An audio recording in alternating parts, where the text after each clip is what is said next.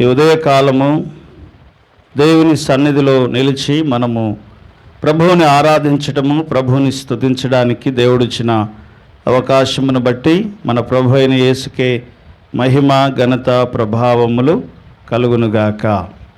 Okay, ఈ దినము మనము దేవుని వాక్యంలో నుంచి కొన్ని మాటలు మనము ధ్యానం చేద్దాం. మనము దేవుని యందు ఆనందించుట, లేదా దేవుడు మన యందు ఆనందించుట. ఫిలిప్పీలకు రాసిన పత్రిక 4వ అధ్యాయం 4వ వచనంలో మనం చూస్తాము. అపోస్తలుడైన పౌలు ఫిలిప్పీ సంఘానికి రాస్తూ తాను చెప్తున్న మాట మనం అక్కడ చూస్తున్నాం. ప్రభువునందు ఆనందించుడి, ఎల్లప్పుడూ ప్రభువునందు ఆనందించుడి, ఎల్లప్పుడూ ప్రభువునందు ఆనందించుడి, మరలా చెప్పుదును ప్రభువునందు ఆనందించుడి. సో కాబట్టి దేవుని యందు మనము ఆనందించడము కంటే దేవుడు మన యందు ఆనందించుట అనేది చాలా ప్రాముఖ్యమైనటువంటి విషయముగా మనము చూస్తాము. సో ప్రభువునందు మనము ఆనందంగా ఉన్నాం. ఆయన గొప్పతనాన్ని బట్టి, ఆయన మంచితనాన్ని బట్టి, ఆయన చేసినటువంటి కార్యములను బట్టి, ఆయన చేసిన అద్భుతాలను బట్టి, ఆయన చేసిన ఆశ్చర్య కార్యాలను బట్టి మనము ఆనందంగా ఉన్నాము. అయితే మన యందు దేవుడు ఆనందంగా ఉన్నాడా? దేవుని యొక్క వాక్యము సెలవిస్తూ ఉంది. ఒక ఆజ్ఞలాగా దేవుని వాక్యము ఇవ్వబడింది. లేవీయులకు రాసిన గ్రంథం లేవియా కాండము 23వ అధ్యాయము 40వ వచనములో మనము చూస్తాము. ఆనందించుట, మనము ప్రభువునందు ఆనందించుట, లేదా దేవుడు మన యందు ఆనందించుట అనే విషయాన్ని మనము ధ్యానం చేస్తూ ఉంటున్నాం. 23వ అధ్యాయం 40వ వచనం. మొదటి దినమున మీరు దబ్బ పండ్లను, ఈతమట్టలను, గంజి చెట్ల కొమ్మలను, కాలువల యొద్ద నుండి నిరవంజి చెట్లను పట్టుకొని 7 దినములు మీ దేవుడైన యెహోవా సన్నిధిని 7 దినములు మీ దేవుడైన యెహోవా సన్నిధిని ఉత్సాహించి సంతోషించవలను అనే మాట మనం చూస్తూ ఉన్నాం. సో కాబట్టి ఎప్పుడు సంతోషించాలి, ఉత్సాహించాలి. సో కాబట్టి దేవుని యందు మనము సంతోషిస్తూ ఉన్నాం, దేవుని యందు మనము ఆనందంగా ఉన్నాం.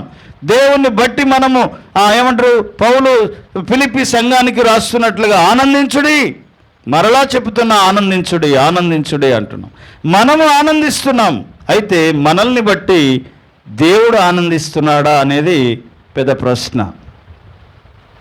మనము దేవుణ్ణి బట్టి ఆనందించడం కాదు, దేవుడు మనల్ని బట్టి కూడా ఏం చేయాలంట? ఆనందించాలి. ఆయన ఆనందించే రీతిగా మన జీవితాలు ఉండాలని దేవుని వాక్యములో మనం చూస్తున్నాం. నెహెమ్యా గ్రంథం 8వ అధ్యాయము 10వ వచనంలో మనం చూస్తాం. నెహెమ్యా గ్రంథం 8వ అధ్యాయము 10వ వచనం.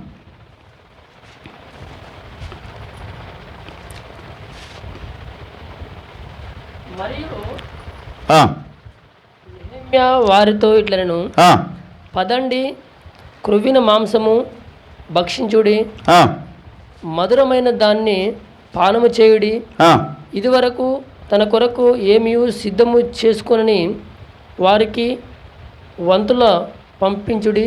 ఎలయనగా ఈ దినమున మన ప్రభువుకు ప్రతిష్ఠితమాయను, మీరు దుఃఖపడకుడి. 8వ అధ్యాయం 10వ వచనం. నెహెమ్యా గ్రంథం 8వ అధ్యాయం 10వ వచనం.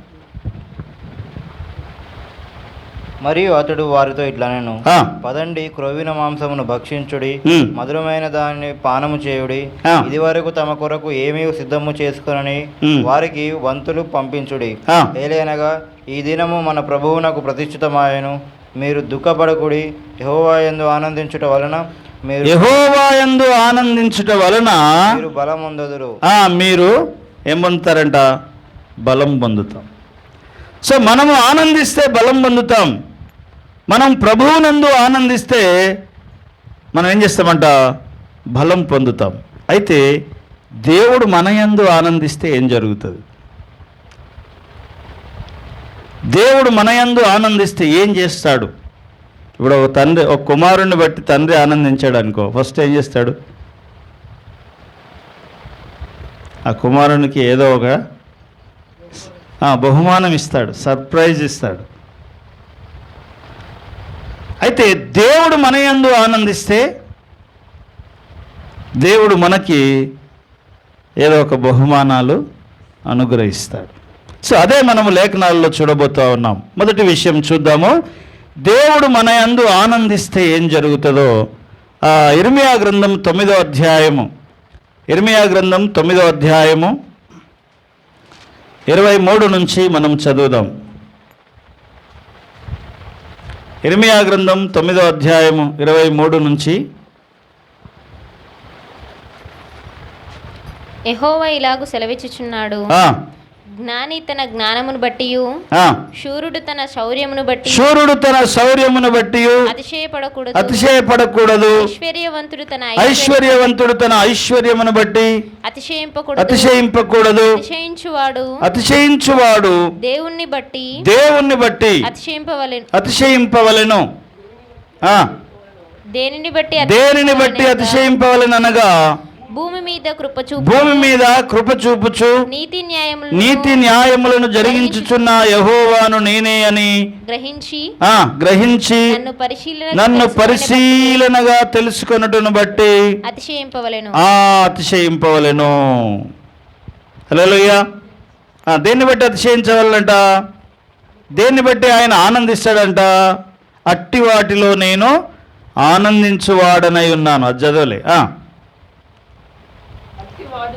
అట్టి వాటిలో సో కాబట్టి ఒకడు జ్ఞానమును బట్టి, ధనమును బట్టి, లేకపోతే అతిశయించకూడదు. కానీ భూమి మీద కృప చూపుచు నీతి న్యాయములను జరిగించే యెహోవాను నేనే అని ఎవరైతే తెలుసుకుంటూ ఉన్నారో వారిని బట్టి ఏం చేస్తాడంట? దేవుడు ఆనందిస్తాడు అంటాడు. సో కాబట్టి దేవుడు దేన్ని బట్టి ఆనందిస్తాడు అంటే మనము దేవుణ్ణి ఎక్కువగా తెలుసుకొనుటను బట్టి దేవుడు ఆనందిస్తాడంట. తనను గురించి ఎవరైతే తెలుసుకుంటూ ఉంటారో, వెతుకుతూ ఉంటారో, లేకపోతే పరిశోధన చేస్తూ ఉంటారు, ధ్యానిస్తూ ఉంటారు, తనకు సంబంధించిన దాన్ని బట్టి, తెలుసుకున్న దాన్ని బట్టి, నువ్వు పొందిన ప్రత్యక్షతను బట్టి, నువ్వు పొందిన ఉపదేశాన్ని బట్టి, దేవుని గురించి ఒక కొత్త విషయం నీకు అర్థమైందంటే దాన్ని బట్టి దేవుడు ఏం చేస్తాడట? సంతోషిస్తాడు, ఆనందిస్తాడంట. హల్లెలూయా.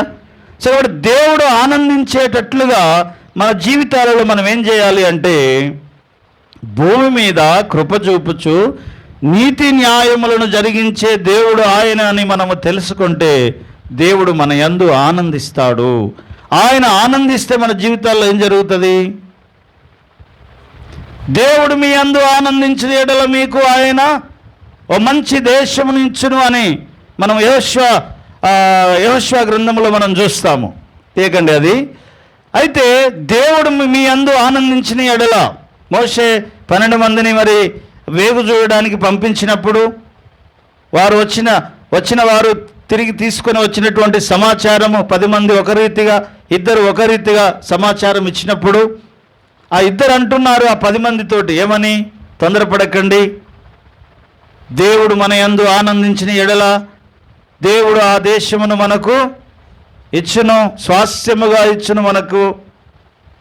సో దేవుడు ఆనందిస్తే మనకు స్వాస్థ్యముగా ఏమిస్తాడట? దేశమునిస్తాడంట. అందుకని దేవుడు ఆనందించేటట్లుగా మనం ఏం చేయాలంట? భూమి మీద కృప చూపుచు నీతిని న్యాయమును జరిగించే దేవుణ్ణి ఏం చేయాలంట? పరిశీలనగా తెలుసుకొనుటను బట్టి అట్టి వాటి యందు దేవుడు ఆనందించువాడై ఉన్నాడు అనే మాట మనము చూస్తూ ఉంటున్నాం. దేవుని యొక్క కృపను గూర్చి, దేవుని యొక్క న్యాయమును గూర్చి మనము తెలుసుకోవాలి. దేవుని యొక్క కృప అంటే ఎప్పుడు ఆయన కృప చూపిస్తాడు, ఎలా ఆయన కృప చూపిస్తాడు, ఏ విషయాలలో ఆయన కృప చూపించేవాడు. ఆయన ఎంత కృప కలిగిన వాడో అంత న్యాయం కలిగిన వాడు కూడా. న్యాయం కలిగిన వాడంటే తప్పు చేసిన వారిని ఎవరిని కూడా ఆయన విడిచిపెట్టడు. న్యాయంగా నీకు ఏది దక్కాలో అది దక్కుతుంది. న్యాయంగా దేవుడు నీకు ఏది ఇవ్వాలో అది ఇస్తాడు. కాబట్టి ఆయన న్యాయవంతుడు, ఆయన కృపగలిగిన వాడు. దీన్ని గురించి మనము పరిశీలనగా తెలుసుకుంటే దేవుడు మన యందు ఏం చేస్తాడట? ఆనందిస్తాడు. ఇది మొదటి విషయము. మొదటి కొరింథీయులకు రాసిన పత్రిక 1వ అధ్యాయము 31వ వచనాన్ని కూడా మనము చదువుదాం. మొదటి కొరింథీయులకు రాసిన పత్రిక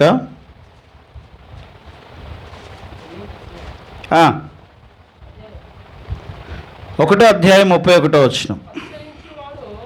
అతిశయించువాడు ప్రభువునందే అతిశయించేవాడు జ్ఞానమును బట్టి ఐశ్వర్యమును బట్టి కాదు గాని అతిశయించువాడు ప్రభువును బట్టి అతిశయింపవలెను అని వ్రాయబడినది నెరవేరునట్లు దేవుని మూలముగా ఆయన మనకు జ్ఞానమును నీతియు పరిశుద్ధతయు విమోచనమును ఆయను అంటాడు.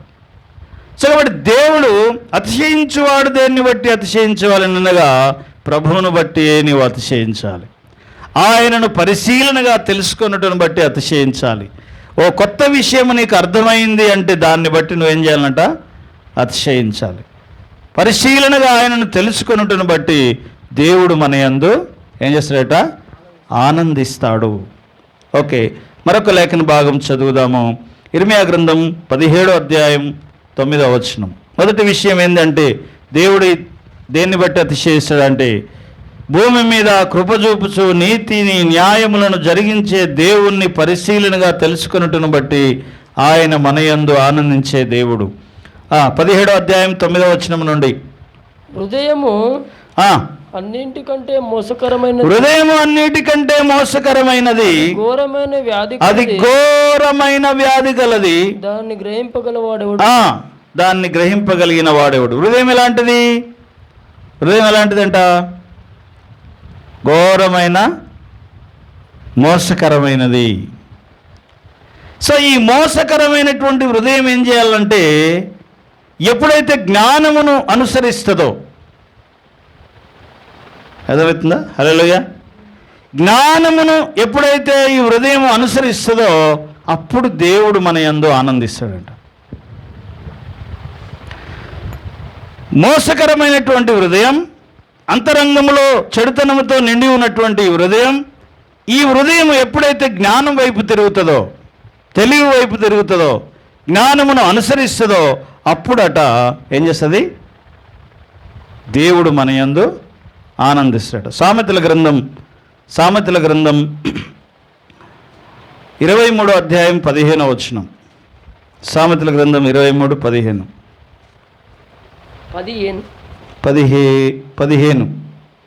నా కుమారుడా, నీ హృదయమునకు జ్ఞానము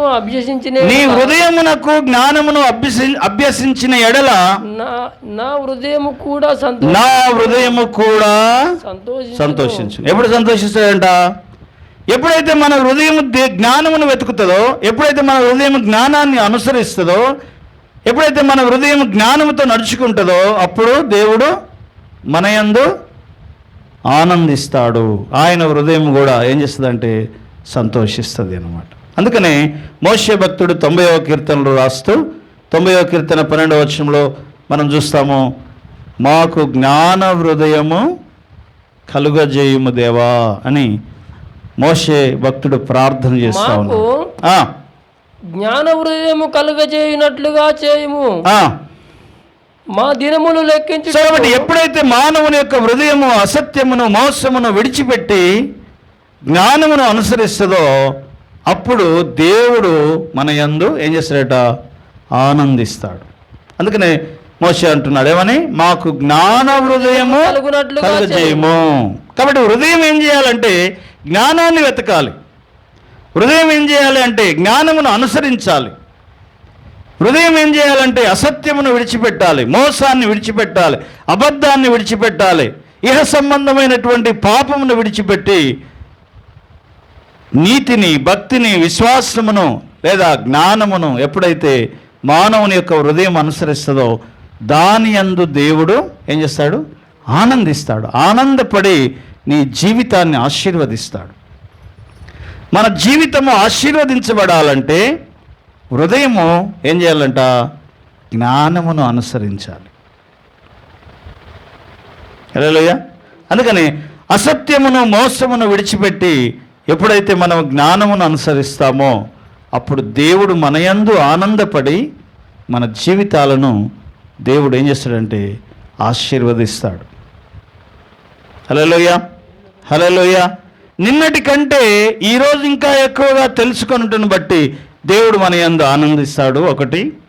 రెండోది, మనము జ్ఞానముతో నడుచుకుంటే,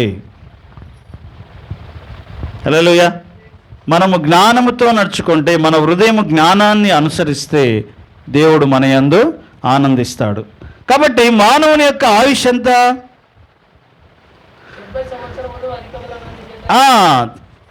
70 సంవత్సరాలు. అధిక బలం ఉంటే 80 సంవత్సరాలు. ఇంకా కొంచెం బలం ఎక్కువ ఉంటే, మంచి జాగ్రత్తలు తీసుకొని మంచి ఆహారం తింటే 100 సంవత్సరాలు వేసుకో. మన ఆయుష్ కాలము 70 సంవత్సరాలు, 80 సంవత్సరాలే. కానీ దేవుని దృష్టిలో ఒక దినం అంట, ఒక దినము, చదవండి ఆ మాట, అదే 90వ కీర్తన 10వ వచనం, అది 4వ వచనం చదవండి. 90వ కీర్తన 4వ వచనం. దృష్టికి 1000 సంవత్సరములు, నీ దృష్టికి 1000 సంవత్సరాలు ఒక దినము వలె ఉన్నవి, గతించిన నిన్నటి వలె ఉన్నవి, గతించిన నిన్నటి వలె ఉన్నవి, రాత్రి అందరి ఒక జాము, రాత్రి అందలి ఒక జాము వలె ఉన్నవి. ఎలా ఉన్నాయంట? ఒక దినము వలె ఉన్నాయి, ఒక జాము వలె ఉన్నవి, గతించిన నిన్నటి వలె ఉన్నది. ఏంటిది? 1000 సంవత్సరాలు ఒక జాములాగా ఉంది, ఒక జాము 1000 సంవత్సరాలలాగా ఉంది ఆయన దృష్టిలో. మన ఆయుష్కాలం ఎంత? 60-70 సంవత్సరాలు. దినమునకు ఎన్ని జాములు? 8 జాములు. రాత్రి 4 జాములు, ప్రతి జాము 3 గంటలు ఉంటుంది. రాత్రి 4 జాములు, పగలు 4 జాములు. ఈ 8 జాములలో అస్సలు మనకు గుర్తుండని జాము ఏది? మధ్యరాత్రి 12 గంటల నుంచి 3 గంటల వరకు. అస్సలు మనకేం జరుగుతుందో ఆ టైంలో మనకేమీ తెలియదంట. నీ ఆయుష్ ఎంత అంటే, అస్సలు నీకు జ్ఞాపకం ఉండనంత జాము ఎంతనో నీ ఆయుష్ ఎంత అంట. మనం ఎంతటి వారము అంటే ఒక జామంత వారము. అందుకనే భక్తులు ఏమంటారంటే, మేము దుమ్ము లాంటి వాళ్ళము నాయన, మేము ధూళి లాంటి వాళ్ళం, మేము పురుగు లాంటి వాళ్ళం, ఇంతలో కనబడి అంతలో మాయమైపోయే ఆవిరి వంటి వారము, గడ్డి పువ్వు లాంటి వారము అంటాడు. గడ్డి ఎండును, పువ్వు రాలును, నీ వాక్యము నిత్యము నిలిచి ఉంటుంది అని పేతృపత్రికలో మనం చూస్తాము. సో కాబట్టి గడ్డి పువ్వు లాంటి మన యొక్క లైఫ్, లేకపోతే ఒక జాము లాంటి మన లైఫ్, ఇంతలో కనబడి అంతలో మాయమైపోయే ఆవిరి వంటి మన లైఫ్. ఏం చేయాలంట? ఇది జ్ఞానమును అనుసరించాలి. ఒక జాము జీవితాన్ని కలిగి ఉన్నటువంటి నీవు ఏం చేయాలి అంటే, ఆ ఉన్న టైంని జ్ఞానమును అనుసరించాలి. భూమి మీద ఈ జాము లైఫ్ని కృపచూపుతున్నటువంటి దేవుణ్ణి, నీతి న్యాయములు జరిగించుచున్న దేవుణ్ణి మనం ఏం చేయాలంట? పరిశీలనగా తెలుసుకోవాలి. పరిశీలనగా తెలుసుకొనటం వలన నీ యందు దేవుడు ఆనందించి నీ ఆయుష్ని ఏం చేస్తాడంటే, నీ దినాలను పొడుగు చేస్తాడంట. దినములను పొడుగు చేయటం అంటే లెంత్ అండ్ డేస్ అంటారు. మనం చాలా సంతోషంగా ఉన్నప్పుడు సమయం తొందరగా గడిచిపోదు. మనం చాలా సంతోషంగా ఉన్నప్పుడు ఇంకెప్పుడు తెల్లారుతుందా అన్నట్టు, ఇంకెప్పుడు పొద్దు ఊపుతుందా అన్నట్టు ఉంటుంది. ఆ దినం చాలా పొడుగు అనిపిస్తూ ఉంటుంది. భూమి మీద మన దినములను దేవుడు ఏం చేస్తాడంట? పొడుగు చేస్తాడంట. మనకి చాలా సమయం ఉంటుంది.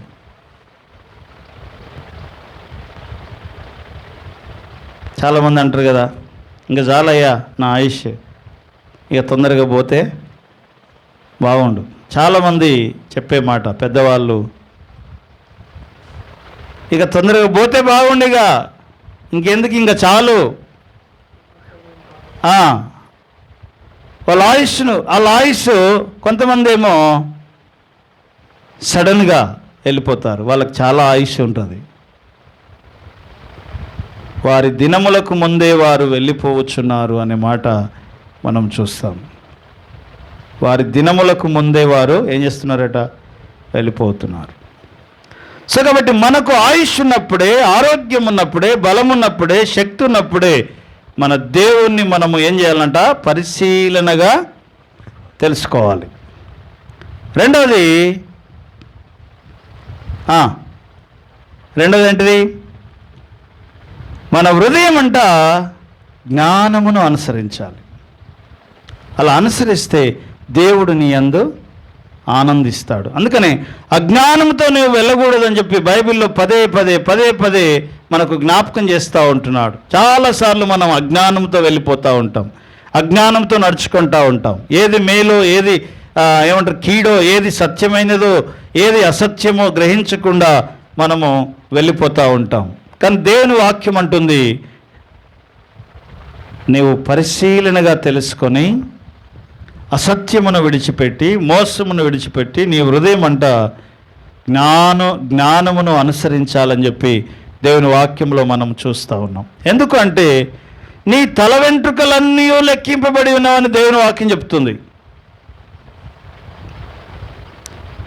నువ్వు రాలిపోయినప్పుడు పట్టించుకోవు చూడు, రోజుకి ఎన్ని రాలిపోతాయా లేదా? చాలా రాలిపోతాయి, దువ్వినప్పుడల్లా రాలుతూనే ఉంటాయి.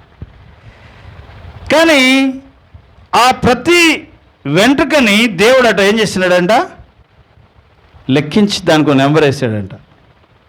నీ తలలో వెంట్రుకలు ఎన్ని ఉన్నాయో ఆ ప్రతి వెంట్రుకకు ఒక నెంబర్ ఉంది, అది ఎంతకాలం ఉండాలి, ఎప్పుడు రాలాలో ఆయన దృష్టిలో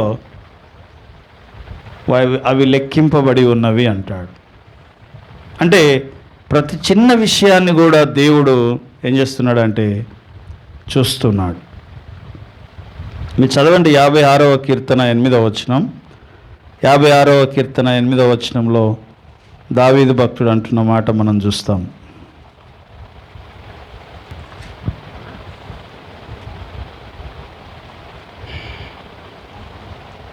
నా సంచారములు నీవు లెక్కించి ఉన్నావు, నా సంచారములన్నీ నీవు లెక్కించి ఉన్నావు, నా కన్నీళ్లు నీ బుడ్డిలో ఉంచబడి ఉన్నవి, అవి నీ కవిలలో అవి కనబడుచున్నవి. నేను మొర్రపెట్టు. చాలు. సో కాబట్టి దేవుడట మన యొక్క సంచారములను, మన అడుగులను, మన ప్రయాణములను దేవుడు తన లెక్కలో లెక్కబెట్టి ఉన్నాడు అని చూస్తున్నాం. మన ప్రతి కన్నీటి బొట్టును ఆయన ఏం చేసినాడంట, తన కవిలలో దాచిపెట్టినాడంట. అంటే ప్రతిదీ కూడా దేవుని యొక్క లెక్కలో ఉంది. అందుకని అంటాడు, మీ ప్రతి కన్నీటి బాష్ప బిందువు తొడవబడును అంటాడు. ఎందుకు? నీ ప్రయాసం నాకు తెలుసు, నీ కష్టం నాకు తెలుసు, నీ కన్నీళ్ళు నాకు తెలుసు, నీ యొక్క సంచారములు నాకు తెలుసు అని చెప్పి దేవుడు మాట్లాడుతూ ఇక్కడ తెలియజేస్తూ ఉంటున్నాడు. అందుకని 8వ కీర్తన 3వ వచనంలో మనం చూస్తాం, నీవు నరమాతృని జ్ఞాపకం చేసుకున్నటకు వాడు ఏ పాటి వాడు.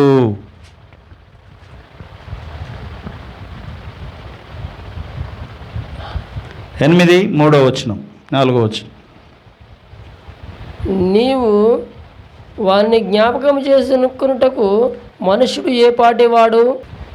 నీవు వారిని జ్ఞాపకం చేసుకున్నటకు మనుషుడు ఏ పాటివాడు. నీవు దర్శనమిచ్చినప్పుడు నరుడు ఏ పాటివాడు. దేవుని కంటే వాడిని కొంచెము తక్కువగా చేసి, కాబట్టి దేవుని దృష్టిలో నరుణ్ణి జ్ఞాపకం చేసుకున్నటకు నరుడు ఏ పాటివాడు. భక్తులు అంటున్నారు, దుమ్ము లాంటివాడు, ధూళి లాంటివాడు, అసలు లెక్కలో లేనివాడు. అయినా సరే దేవుడు తన లెక్కలోకి మనల్ని తీసుకొని మన దినములను, మన యొక్క ఆయుష్ను, మన యొక్క ప్రతిదీ కూడా దేవుడు ఏం చేస్తున్నాడంటే లెక్కలోకి తీసుకుంటున్నాడు. సో కాబట్టి మనం ఏం చేయాలంట, దేవుడు మనకిచ్చినటువంటి ఆయుష్ కాలంలో మన హృదయం ఎప్పుడైతే జ్ఞానాన్ని అనుసరిస్తూ పరిగెత్తుతుందో అప్పుడు దేవుడు దాని యందు ఆనందించి మన దినములను ఆశీర్వదిస్తాడు. నీ సంవత్సరాలను దేవుడు ఆశీర్వదిస్తాడు అనే మాట మనం అక్కడ చూస్తూ ఉంటున్నాం.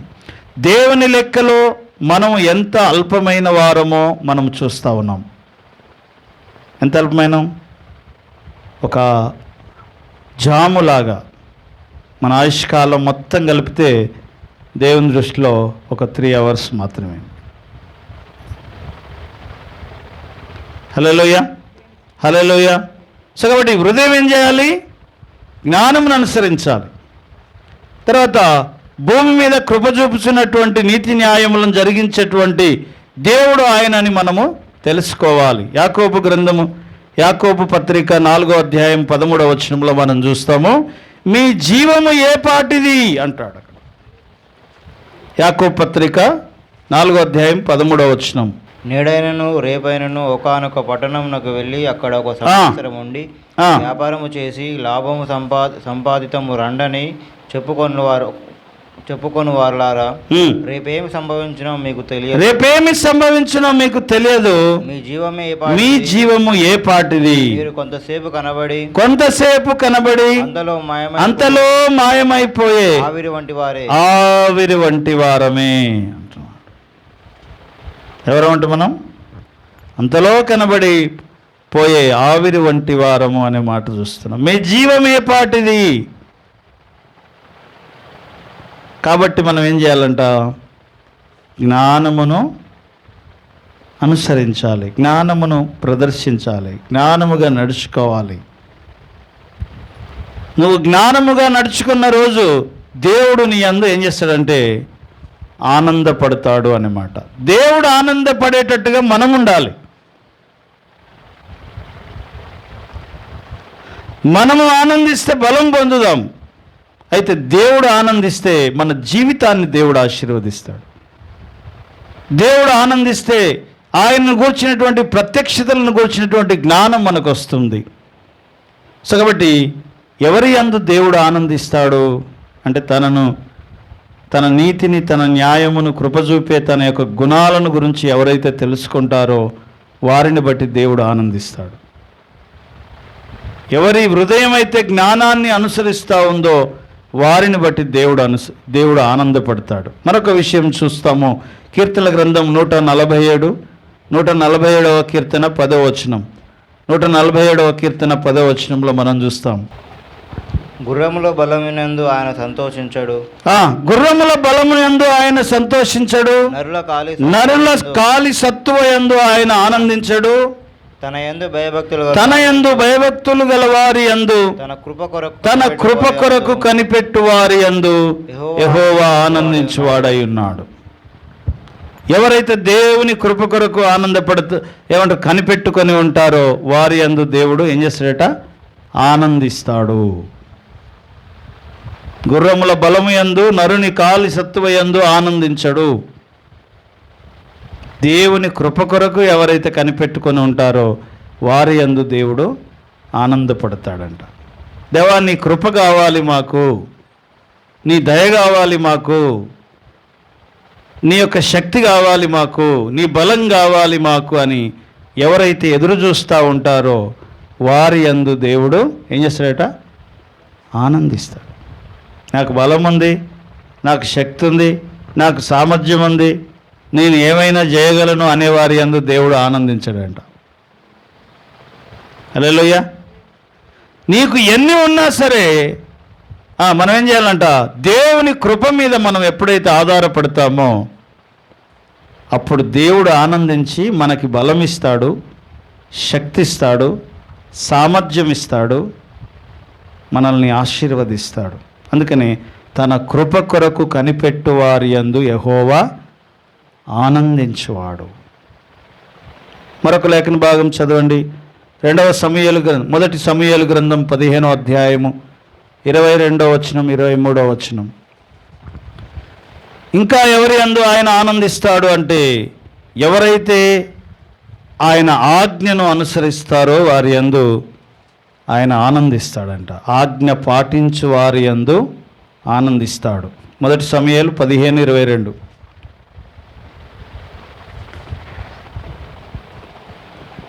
అందుకు సమూయేలు ఉమ్, తాను సెలవిచ్చిన ఆజ్ఞను ఒకడు గైకొనుట వలన యెహోవా సంతోషించినట్లు ఒకడు దహన బలులను అర్పించుట వలన ఆయన సంతోషించున ఆలోచించుము. బలులు అర్పించుట కంటే ఆజ్ఞను గైకొనుటయు పొట్టేళ్ల క్రొవ్వును అర్పించుట కంటే మాట వినుటయు శ్రేష్టము కదా. హల్లెలూయా. సో బలులు అర్పించుట కంటే దేవుని మాటను ఎవరైతే అనుసరిస్తారో వారి యందు దేవుడు ఆనందిస్తాడంట. ఏమీ లేని దగ్గర ధైర్యంతో విశ్వాసముతో జెరుబ్బాబేలు వలె నూలు గుండు పట్టుకొని ఎవరైతే నిలబడతారో వారి యందు దేవుడు ఆనందిస్తాడంట. అన్నీ ఉన్నప్పుడు అందరూ వస్తారు, కానీ ఏమీ లేనప్పుడు నిలబడేవాడిని బట్టి దేవుడు ఆనందిస్తాడట. మందిరం కూలిపోయి ఉంది, ప్రాకారములు కూలిపోయి ఉన్నాయి, కానీ జెరుబ్బాబేలు అనేట ఆయన వచ్చాడు. ఏం చేయడానికి? పునర్నిర్మాణం చేయడానికి, ఆ మందిరాన్ని కట్టడానికి, ఆ పట్టణపు చుట్టూ ఉన్నటువంటి ప్రాకారంలో నిర్మించడానికంట ఒకడు వచ్చి నిలబడ్డాడంట. ఏమి లేదు ఇక్కడ, ఏమి లేదు, మొత్తం పడిపోయి ఉంది, కాలిపోయి ఉంది, కూలిపోయి ఉంది. అలాంటి కూలిపోయిన స్థలంలోనికి జెరుబ్బాబేలు వచ్చి ఏం పట్టుకున్నాడట? గుండు నూలు పట్టుకొని నిలబడ్డాడట, నేను కడతా అని. అప్పుడు దేవుడు అతని యందు ఏం చేశాడంట? ఆనందపడి అతనికి అది కట్టడానికి అవసరమైనటువంటి మనుషులనిచ్చాడు, బలమునిచ్చాడు, శక్తినిచ్చాడు, సామర్థ్యమునిచ్చాడు, వస్తువులనిచ్చాడు, అన్నీ సమకూర్చబడ్డాయి. హల్లెలూయా. సో కాబట్టి జెరుబ్బాబేలు వలె ఏమీ లేని దగ్గర ఇదిగో నేనున్నాను ప్రభు అని చెప్పి ఎవరైతే నిలబడతారో వారిని బట్టి దేవుడట బహు ఆనందపడతాడు అనే మాట చూస్తున్నాం. సో కాబట్టి ఎవరి యందు దేవుడు ఆనందపడతాడంటే ఎవరైతే తన కృప కొరకు వేడుకుంటారో, తన కృప కొరకు వేడుకొని వారి యందు ఆయన ఆనందపడే దేవుడు. ఆయన ఆజ్ఞను ఎవరైతే అనుసరిస్తారో ఆ ఆజ్ఞను అనుసరించి వారి యందు ఆయన ఆనందపడే దేవుడు. ఎవరి హృదయం అయితే జ్ఞానమును అనుసరిస్తుందో వారి హృదయాన్ని బట్టి దేవుడు ఆనందపడే దేవుడు. హల్లెలూయా, హల్లెలూయా. సో కాబట్టి దేవుడు ఆనందపడే రీతిగా మన జీవితాలను ఏం చేయాలంటే మనము కట్టుకోవాలి. మొదటిది ఆయనను పరిశీలనగా తెలుసుకొనుటను బట్టి ఆయన ఆనందపడతాడు. రెండోది ఏంటిది? ఎవరి హృదయం అయితే జ్ఞానమును అనుసరిస్తూ ఉందో వారిని బట్టి ఆయన ఆనందపడతాడు. మూడోది ఆయన కృప కొరకు వేడుకొని వారి యందు ఆయన ఆనందపడే దేవుడు. ఐదవది ఏమీ లేని దగ్గర, ఏమీ లేనప్పుడు, కార్యములు అల్పముగా ఉన్నప్పుడు ఇదిగో నేనున్నాను అని జెరుబ్బాబేలులాగా ఎవరైతే నిలబడతారో వారిని బట్టి దేవుడు ఆనందపడతాడు.